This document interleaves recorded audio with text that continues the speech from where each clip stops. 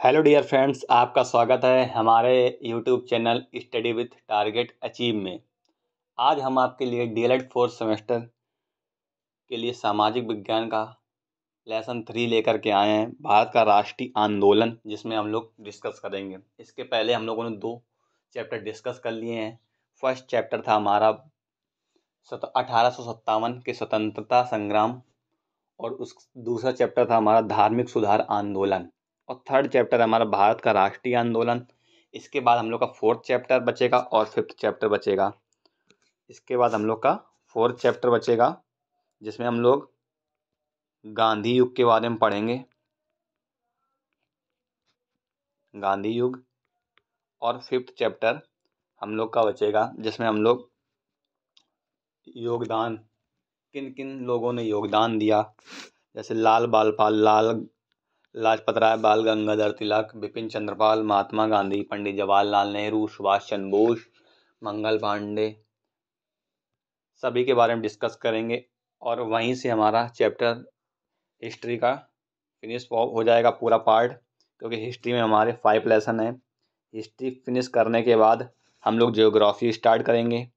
फिर इसके बाद ये समाप्त करने के बाद हम लोग साइंस पढ़ेंगे, और मैथ की हमारी वीडियो लगातार चल ही रही हैं। इसके बाद हम लोग मैथ और हम लोग की आपका शैक्षिक संबंध प्रशासन भी हम लोग का चला ही रहे हैं अभी तक। इसके बाद जो सब्जेक्ट बचेंगे उसके बाद हम लोग स्टार्ट करेंगे। चलिए, अब हम लोग ज़्यादा देर ना करते हुए अपना चैप्टर स्टार्ट करते हैं। भारत का राष्ट्रीय आंदोलन हमारा थर्ड चैप्टर है। इसको हम लोग 3 पार्टों में पढ़ेंगे: प्रथम चरण, द्वितीय चरण और तृतीय चरण। प्रथम चरण 1885 से लेकर 1905 तक है। 1885 में हमारा क्या होता है? कांग्रेस की स्थापना, भारत के कांग्रेस की स्थापना। तो हम लोग कांग्रेस से स्टार्ट करेंगे और 1905 में बंगाल का विभाजन तक समाप्त करेंगे। ये हम लोग पहले पार्ट में पढ़ेंगे। और दूसरे पार्ट में 1905 बंगाल का विभाजन और 1919 मॉन्टेग्यू चेम्सफोर्ड, जो कि है हम लोग का उग्रवादों का चरण, उग्रवाद नेता यहाँ पर हुए। इसके बाद थर्ड पार्ट में हम लोग पढ़ेंगे गांधी युग 1919 से लेकर के 1947 तक। चलिए, तो अब हम लोग स्टार्ट करते हैं अपने प्रथम चरण को। प्रथम चरण है हमारा 1885 से 1905 के बीच में।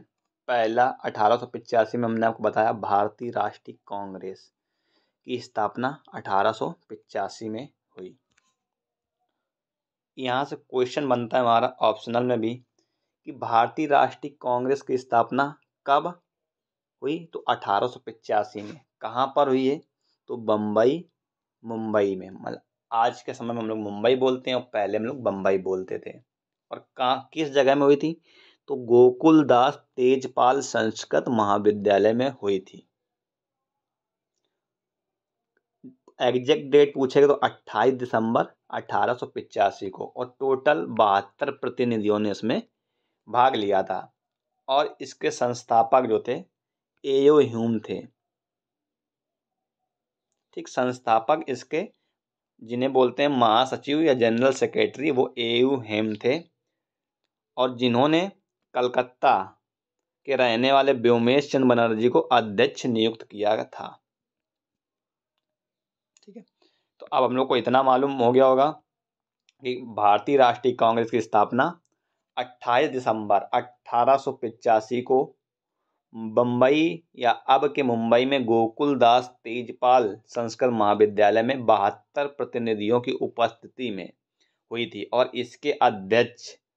इसके संस्थापक जो थे वो महासचिव या जनरल सेक्रेटरी उस टाइम थे, एओ ह्यूम ने की थी, जिन्होंने व्योमेश चंद्र बनर्जी को इसका अध्यक्ष नियुक्त किया गया था। और व्योमेश चंद्र बनर्जी कलकत्ता के रहने वाले थे। ये है हमारी भारतीय राष्ट्रीय कांग्रेस। सिंपल से इसमें 3-4 ऑप्शनल बन सकते हैं कि भारतीय राष्ट्रीय कांग्रेस में कितने लोगों ने भाग लिया? 72 ने। और स्थापना इसकी कब हुई? 28 दिसंबर 1885 को। कहाँ? मुंबई या गोकुलदास तेजपाल संस्कृत महाविद्यालय। इसके संस्थापक या महासचिव कौन थे? ए.यू. हिम। और इसके पहले अध्यक्ष बोल सकते हैं हम लोग व्योमेश चंद्र बनर्जी। ठीक है, तो हम लोग स्टार्ट करते हैं। अब हम लोग ये देखते हैं कि कांग्रेस के अधिवेशन कहाँ कहाँ हुए। कांग्रेस के अधिवेशन ये तो हमने पढ़ लिया। अब जब कांग्रेस का अध्यक्ष नियुक्त किया गया तो उसके बाद कांग्रेस के अधिवेशन हुए कहाँ कहाँ, और हम आपको पूरी टेबल दिखाते हैं। उसमें हम लोग इम्पोर्टेंट देख लेंगे, जो इम्पोर्टेंट होंगे हम आपको बता देंगे, उसको आप टिक कर लीजिएगा, वो ज़्यादा इम्पोर्टेंट है। तो कांग्रेस का अधिवेशन अब हम लोग देखेंगे।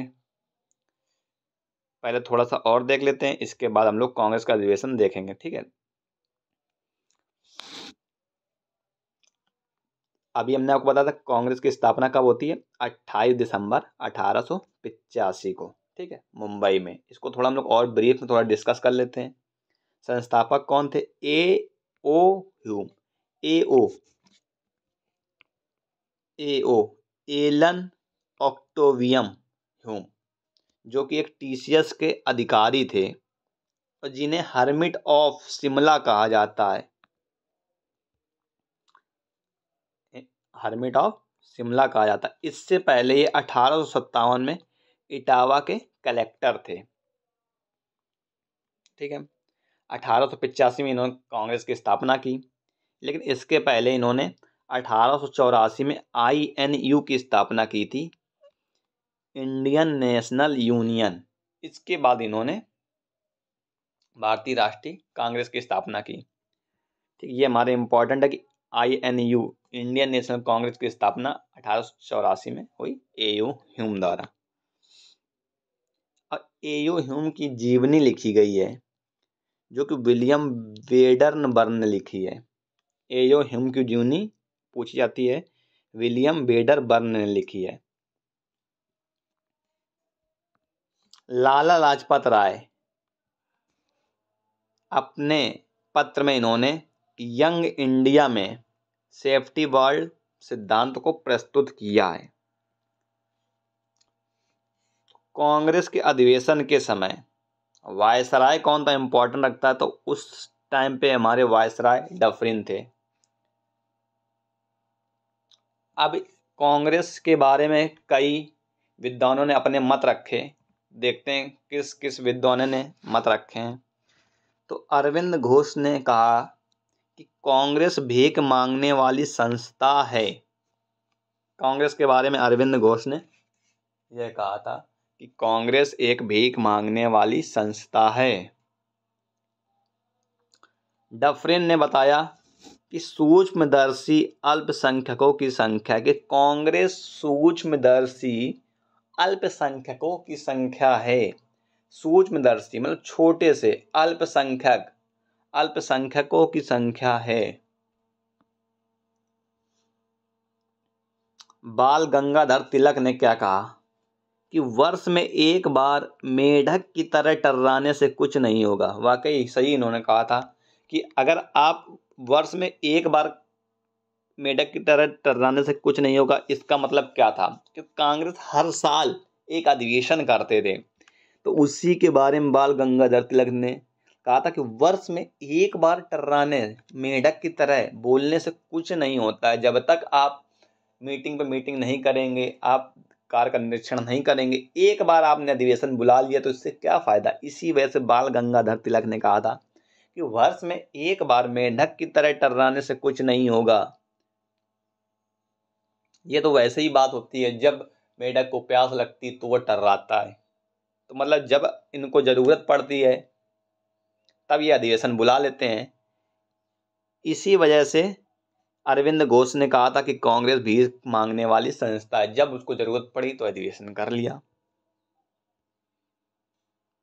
बंकिम चंद्र चटर्जी ने कहा है कि कांग्रेस के लोग पढ़ो के भूखे हैं, अर्थात पढ़ने के लिए भूखे हैं बस, और काम तो कुछ होता नहीं है इनसे। कांग्रेस में दो दल थे, एक नरम दल, एक गरम दल। गरम दल में वो नेता आते हैं जो उग्रवादी नेता थे, मतलब कि जो, क्योंकि नौजवान थे तो उग्रवादी तो होंगे ही होंगे। और नरम दल में वो संस्था को संभाल सकते थे, स्थिर थे, अर्थात काफ़ी एजेड थे और एक्सपीरियंस थे, तो वो नरम दल में थे और गरम दल में उग्रवादी नेता थे। जैसे लाल का मतलब उल्टा नीचे ऊपर नीचे हो गया, लाला लाजपत राय गरम दल में आते हैं, बाल बीजी तिलक, पाल बिपिन चंद्र पाल। तो आप इसे ऐसे याद कर सकते हैं, लाल बाल पाल गरम दल के नेता थे। लाल से लाला लाजपत राय, बाल से बाल गंगाधर तिलक और पाल से बिपिन चंद्र पाल। अब नरम दल में दादा भाई नौरोजी, व्योमेश चंद्र बनर्जी, रास बिहारी घोष, गोपाल कृष्ण गोखले, बदरुद्दीन तैयब, ये लोग नरम दल में थे। चलिए अब हम लोग देखते हैं, हमने एक टेबल बनाई है, हम लोग देखते हैं। यहाँ पे लिखा है वर्ष और ये है यहाँ पर स्थान, किस जगह कांग्रेस का अधिवेशन हुआ और उसके अध्यक्ष कौन है। ये आगे और ये पीछे हो गया आपका, ठीक है। और इसमें प्रमुख बातें क्या रही हैं। तो कांग्रेस का पहला अधिवेशन 1885 में हुआ। अभी हमने आपको बताया था बम्बई में। कहाँ, गोकुलदास तेजपाल संस्कृत महाविद्यालय में, जिसके पहले अध्यक्ष कौन बनाए गए, व्योमेश चंद्र बनर्जी। किन्होंने बनाया था, आपको मालूम एओ ह्यूम ने। और व्योमेश चंद्र बनर्जी कहाँ के रहने वाले थे, कलकत्ता के। और ये पहले अधिवेशन था, तो इसमें पहले अध्यक्ष थे। और कितने प्रतिभागियों ने भाग लिया था, 72 लोगों ने भाग लिया था। इसके बाद 1886 कलकत्ता, व्योमेश चंद्र कलकत्ता के रहने वाले थे, तो अगला ही अधिवेशन कलकत्ता में हुआ और इसके अध्यक्ष बनाए गए दादा भाई नौरोजी। इम्पोर्टेंट है ये, हमारा पहला इम्पोर्टेंट है, ये हमारा इम्पोर्टेंट है, क्योंकि जो दादा भाई नौरोजी हैं वो कांग्रेस के 3 बार अध्यक्ष रहे हैं। और सबसे बड़ी बात 1886 का क्यों इम्पोर्टेंट है, क्योंकि दादा भाई नौरोजी जो थे प्रथम पारसी अध्यक्ष थे ना। दादा भाई नौरोजी पारसी थे। इसमें 434 लोगों ने भाग लिया। ये इंपॉर्टेंट नहीं रखता है सदस्यों की संख्या, पहले में आपको लर्न करना है। तीसरा आपका बहुत इंपॉर्टेंट है, शुरुआत के आपके इंपॉर्टेंट है 5 से 7। 1887 में मद्रास में ये हैं बदरुद्दीन तैयब जी, क्योंकि ये पहले मुस्लिम अध्यक्ष हैं, इसलिए ये इम्पोर्टेंट है। 1887 में मद्रास में हुआ था। और 1888 और 1889 हमारा इसलिए इम्पोर्टेंट है। 1888 इलाहाबाद में हुआ था। जॉर्ज यूल इसके अध्यक्ष थे और पहले अंग्रेज अध्यक्ष थे, सबसे बड़ी बात ये है। 1889 में बम्बई में हुआ और इसके अध्यक्ष थे बेडनबर्न, जो कि दूसरे अंग्रेज अध्यक्ष थे। यहाँ तक तो आपको इम्पोर्टेंट ही है, आपको ये इम्पोर्टेंट है, आपको ये पढ़ना है। इसके बाद आपको हमने टेबल बना दी है आपने। अब हम लोग इसके बाद पढ़ेंगे 1896 का, जो इम्पोर्टेंट है हम लोग वो पढ़ेंगे। कलकत्ता में अधिवेशन हुआ जिसके अध्यक्ष रहमतुल्लाह सयानी थे। ये इम्पोर्टेंट इसलिए था क्योंकि वंदे मातरम गाया गया था यहाँ पर, और रविन्द्रनाथ टैगोर द्वारा, कलकत्ता अधिवेशन में, ठीक है। इसके बाद हम लोग का इम्पोर्टेंट है 1901 का कलकत्ता अधिवेशन, बहुत इम्पोर्टेंट है, जिनके अध्यक्ष दिनसा वाचा थे। और इस अधिवेशन में गांधी जी ने भी भाग लिया था। 1901 में गांधी जी ने भाग लिया था। और 1904 में मुंबई में हुआ था, जिसके अध्यक्ष थे हेनरी कॉटन। ये इम्पोर्टेंट इसलिए था कि जिन्ना ने पहली बार भाग लिया था इसमें, मोहम्मद अली जिन्ना ने इसमें पहली बार भाग लिया था। अब देखते हैं हमारा कौन सा इम्पोर्टेंट है। हमारा 1906 और 1907 बहुत, और 1911 बहुत इम्पोर्टेंट है। 1906 कलकत्ता अधिवेशन, जिसके अध्यक्ष दादा भाई नौरोजी थे। इसमें स्वराज की मांग की गई थी, इम्पोर्टेंट है। 1907 सूरत अधिवेशन बहुत इम्पोर्टेंट है आपका, रास बिहारी बोस इसके अध्यक्ष थे। गरम दल और नरम दल में बंटवारा हो जाता है। इसके बाद हम लोग का वो वाला अधिवेशन होगा जहाँ पर इन दोनों का मिलन होता है। 1907 सूरत अधिवेशन में गरम दल और नरम दल का विभाजन हो जाता है।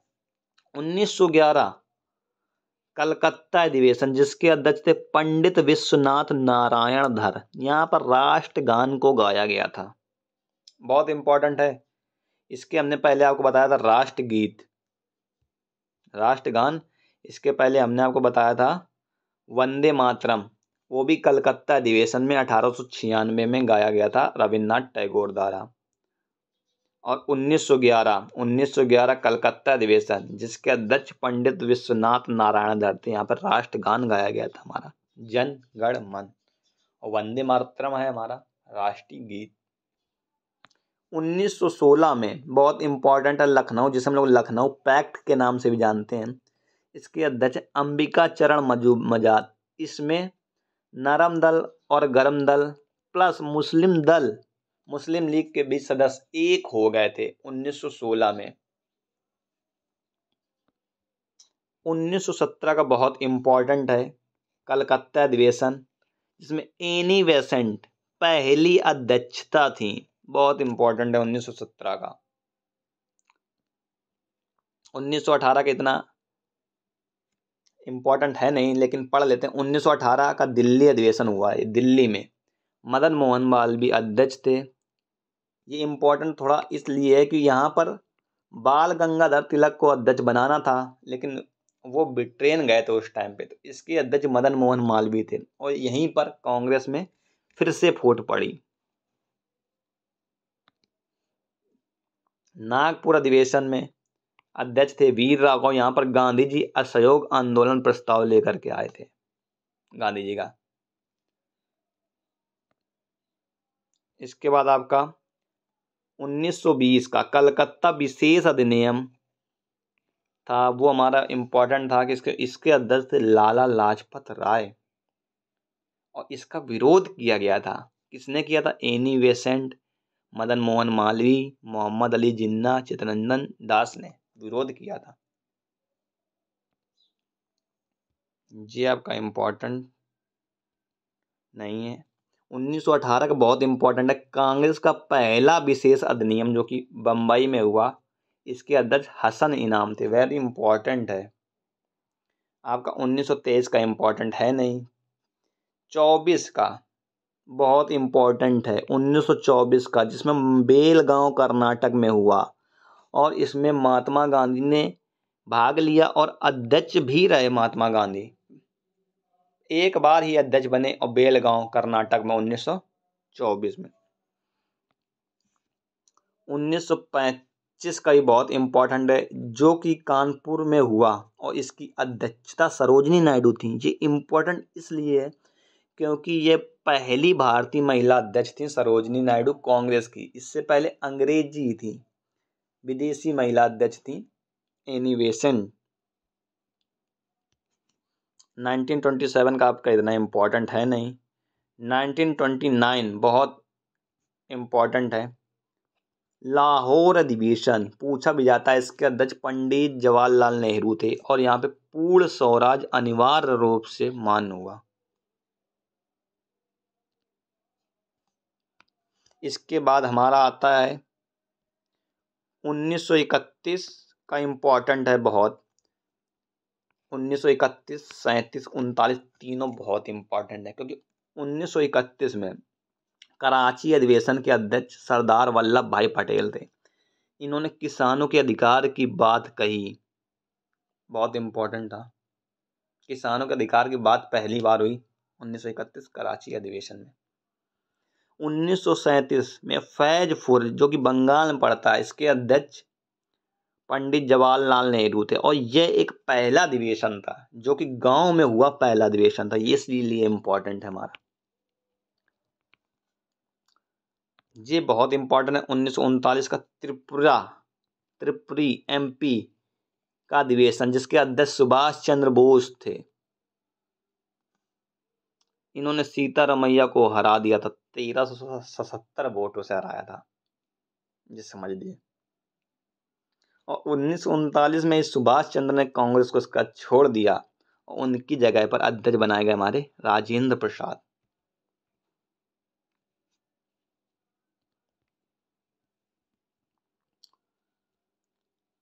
उन्नीस सौ 1940 का इम्पोर्टेंट है रामगढ़ अधिवेशन, जिसमें अबुल कलाम आज़ाद सबसे लंबे समय तक चला।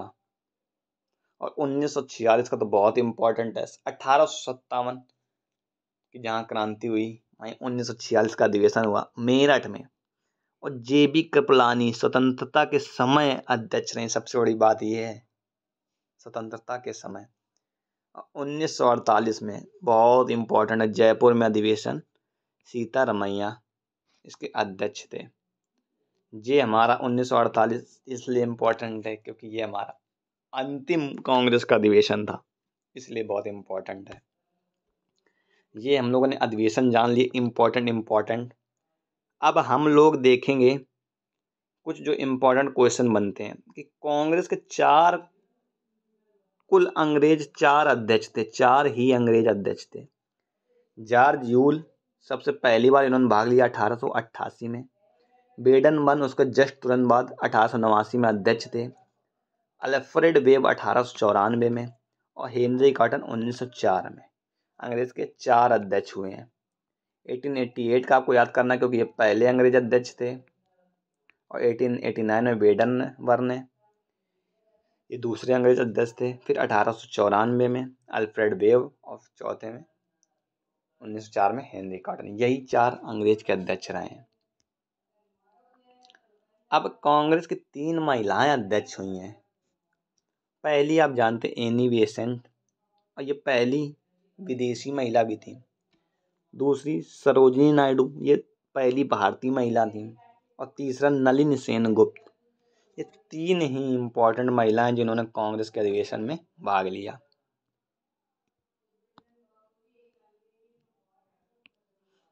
ये तो हम लोगों ने अध्यक्ष देख लिए, कांग्रेस के बारे में पढ़ लिया। अब हम लोग आगे बढ़ते हैं और आगे इसके बाद चालू होता कांग्रेस का अधिवेशन। इसके बाद आता बंगाल विभाजन। बंगाल विभाजन क्यों हुआ?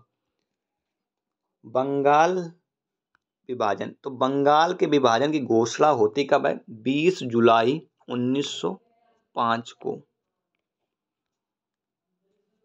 बहुत इंपॉर्टेंट है। 20 जुलाई 1905 को बंगाल के विभाजन की घोषणा होती है, लेकिन ये लागू होता है 16 अक्टूबर 1905 को। एंड्रू फ्रेजर द्वारा यह लागू किया जाता है कि बंगाल का विभाजन 16 अक्टूबर 1905 को हो गया है।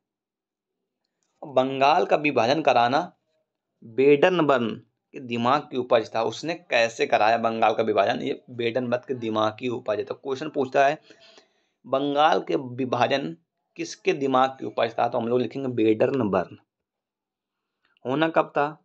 घोषणा कब होती है? 20 जुलाई 1905 को। होता कब है? 16 अक्टूबर 1905 एंड्रू फ्रेजर लागू करते हैं। तो देखते हैं बंगाल विभाजन कैसे हुआ। तो बंगाल विभाजन हमारे 2 भागों में बटा, एक पूर्वी बंगाल, एक पश्चिमी बंगाल।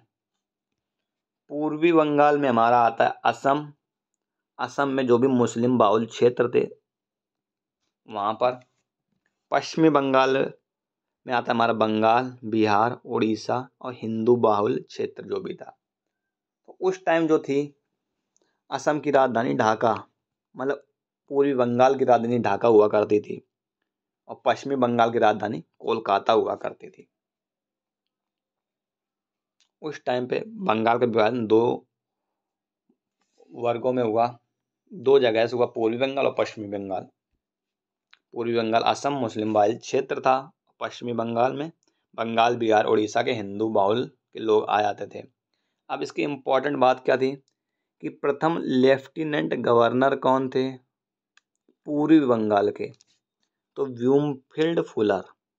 और पश्चिमी बंगाल के जानते हैं एंड्रू फ्रेजर, जिन्होंने घोषणा की थी, वही लेफ्टिनेंट गवर्नर थे। पूर्वी बंगाल के गवर्नर थे ब्यूमफील्ड फुलर। उस टाइम पे भारत देश की आबादी कितनी थी? 40 करोड़। और अब कितनी है? 130 करोड़। 130 करोड़ प्लस। नंबर 1 पे हैं हम लोग। और उस टाइम पे बंगाल की आबादी केवल कितनी थी? 8 करोड़। जो इम्पोर्टेंट है हमारा, वहां पर राज्य सचिव कौन थे? रिजले। और वायसराय कौन थे? यही पूछा था क्वेश्चन कि बंगाल का विभाजन किस वायसराय के काल में हुआ? तो लॉर्ड कर्जन। लक्ष्य क्या था इसका? कि सांप्रदायिकता को जन्म देना है, ये इसका लक्ष्य था। अब इम्पोर्टेंट है कि 16 अक्टूबर 1905 को बंगाल का विभाजन होता है। तो 16 अक्टूबर को ही बंगाल का शोक दिवस मनाया जाता है, और राखी दिवस भी उसी दिन मनाया जाता है, और वंदे मातरम भी उसी दिन गाया गया था। अमार सोनार बंगला रविन्द्रनाथ टैगोर जी ने लिखा है, और स्वदेश गीतम लिखा है सुब्रमण्यम स्वामी जी ने। अब ये बंगाल विभाजन तो हो गया, और बंगाल विभाजन के विरोध में 7 अगस्त 1905 को हो रहा था, तो कलकत्ता के टाउन हॉल में मीटिंग हुई व स्वदेशी आंदोलन शुरू किया गया। तो आप बंगाल विभाजन के विरोध में कौन सा आंदोलन शुरू किया गया? स्वदेशी आंदोलन, जो कि 7 अगस्त 1905 से स्टार्ट हुआ। बहुत इम्पोर्टेंट है, जिसके नेतृत्व कर रहे थे सुरेंद्र नाथ बनर्जी व आनंद मोहन बोस। ये स्वदेशी आंदोलन था क्या? तो इतना तो मालूम है कि ये बंगाल विभाजन के विरोध में हुआ था। तो हम देखते हैं स्वदेशी आंदोलन क्या था। स्वदेशी आंदोलन 7 अगस्त 1905 को स्टार्ट हुआ। इसमें जो भी भारतीय थे, इन्होंने विदेशी वस्तुओं से जो वस्तुएं आती थी उनका बहिष्कार कर दिया। जैसे नमक, चीनी, शिक्षा, वस्त्र, सभी को बहिष्कार कर दिया स्वदेशी आंदोलन में। तो यहाँ से इम्पोर्टेंट बनता है हमारा, स्वदेशी बांधव समिति के अध्यक्ष थे अश्वनी कुमार दत्त। क्वेश्चन आ जाता है कभी कभी, स्वदेशी हम लोग आंदोलन की जगह यहाँ लिख देते हैं। तो स्वदेशी बांधव समिति के अध्यक्ष अश्वनी कुमार दत्त थे। और बंगाल विभाजन 1905 के बाद जो पहला स्वदेशी कॉलेज था जो भारतीयों द्वारा बनाया गया, वो रंगपुर 1905 में था। डॉन सोसाइटी, जो कि शिक्षा के लिए जानी जाती है, कोलकाता में है। इसके अध्यक्ष सतीश मुखर्जी थे। 1905 में हमारा इम्पोर्टेंट है, 1906 में राष्ट्रीय शिक्षा परिषद की स्थापना होती है, और 1906 में ही बंगाल नेशनल कॉलेज की स्थापना होती है। इम्पोर्टेंट है। बंगाल विभाजन का विरोध का दमन करने के लिए कार्लाइल को नियुक्त किया गया कि आप ये बंगाल विभाजन के विरोध को दमन करिए, इसका दमन करिए ताकि ये ज़्यादा बढ़े नहीं। तो कार्लाइल को नियुक्त किया जाता है। तो मुस्लिम लीग ने बंगाल विभाजन का, केवल एकमात्र ऐसी संस्था थी जिसने, मुस्लिम लीग जो थी, उसने बंगाल विभाजन का विरोध नहीं किया। तो मुस्लिम लीग थी क्या? ये संस्था क्या थी जिसने बंगाल विभाजन का विरोध नहीं किया? तो मुस्लिम लीग एक संस्था थी जिसकी स्थापना 30 दिसंबर 1906 को सलीम उल्लाह खान द्वारा की जाती है, और इसके अध्यक्ष, प्रथम अध्यक्ष थे मुश्ताक हुसैन, और वायसराय कौन थे? मिंटो। बंगाल का विभाजन हुआ 1905 में, ठीक है। और मुस्लिम लीग की स्थापना 30 दिसंबर 1906 को। बंगाल विभाजन जो था हमारा 1911 में रद्द कर दिया गया था तृतीय दिल्ली दरबार में। जब ये रद्द किया गया तो उस टाइम पे हार्डिंग द्वितीय गवर्नर थे। अब बहुत इंपॉर्टेंट क्वेश्चन हमारे, 1911 में जो दिल्ली थी, राजधानी घोषणा होती दिल्ली को कि दिल्ली हमारी राजधानी रहेगी, और 1912 में दिल्ली हमारी राजधानी बन जाती है। राजधानी 1911 में घोषणा हुई, 1912 में बन जाती है। फिर इसके बाद 1927 में दिल्ली शहर बसा, इंपॉर्टेंट क्वेश्चन है। और 1931 में नई दिल्ली राजधानी बना दी जाती है। तो ये हमारा था चैप्टर 3, इसमें हम लोगों ने कंप्लीट किया। इसका आगे के चैप्टर अब हम लोग नेक्स्ट वीडियो में कंप्लीट करेंगे। आज हम लोगों ने बहुत सारा कंप्लीट कर लिया है चैप्टर 3, और इसके नेक्स्ट वीडियो में 5 से 6 वीडियो में हम लोग अपनी हिस्ट्री ख़त्म कर लेंगे। इसके बाद हिस्ट्री के बाद हम लोग जियोग्राफी चालू करेंगे। इसके बाद जो हमारा इकोनॉमिक्स या पॉलिटी जो भी सेक्शन है उसको कंप्लीट कर लेंगे।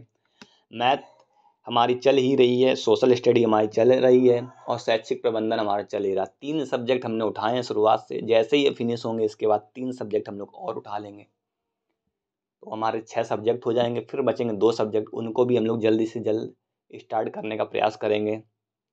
उम्मीद करते हैं कि आपको ये हमारी वीडियो पसंद आई होगी, और हमारी ये वीडियो पसंद आई हो तो हमारे चैनल को सब्सक्राइब कीजिए, वीडियो को लाइक कीजिए, और बेल आइकन का बटन दबा लीजिए, ताकि आपको हमारे चैनल से जुड़े लेटेस्ट वीडियो और इन्फॉर्मेशन मिल सके। अगर आपको कोई भी दिक्कत हो रही है तो आप हमारे टेलीग्राम चैनल से जुड़ सकते हैं, जिसका लिंक डिस्क्रिप्शन में दिया है।